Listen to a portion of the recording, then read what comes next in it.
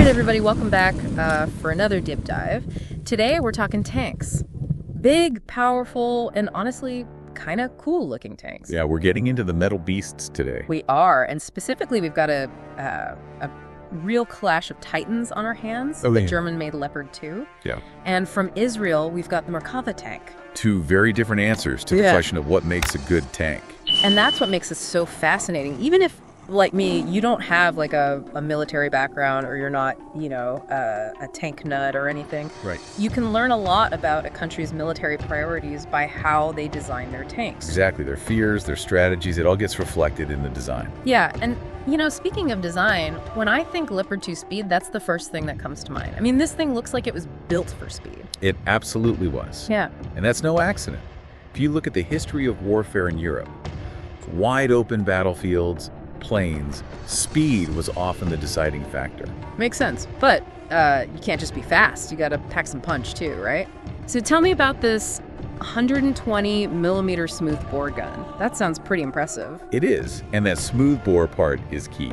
Unlike older rifled barrels, a smoothbore gun, especially with that 120 millimeter caliber, we're talking serious velocity, flatter trajectories, accuracy at range. So it can hit targets further away. Exactly. It's the NATO standard now, and for good reason.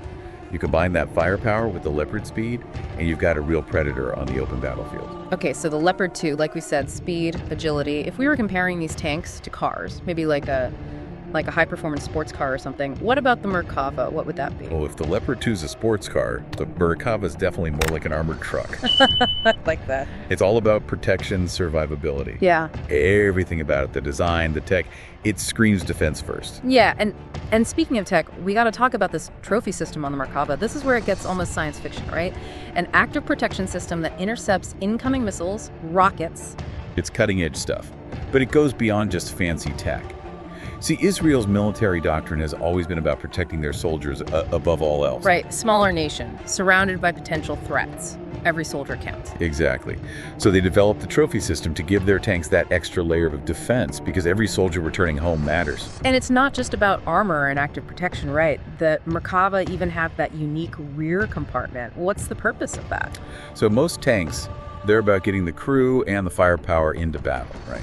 The Merkava actually has space to carry additional troops or even evacuate wounded soldiers from the battlefield. So it's like a tank and an armored personnel carrier all in one. That's pretty wild. Yeah, it's a very different philosophy, but one that makes sense in their context. So, all right, we've got these two incredible machines, each one seemingly designed for a very different kind of fight.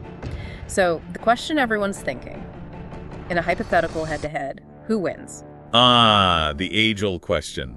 The problem is there's no easy answer. It all depends. On open terrain, like we talked about, advantage goes to the Leopard. That speed, the firepower at range, it'd be hard to beat. Like you were saying, warfare isn't always out in the open. What happens if these two squared off in a city? Lots of tight corners, buildings for cover. You're right. In that environment, everything changes. Suddenly, the Merkava's armor, that trophy system, those become game changers. The Leopard loses its speed advantage, and it becomes a much closer fight. It's like comparing a fencer to a boxer.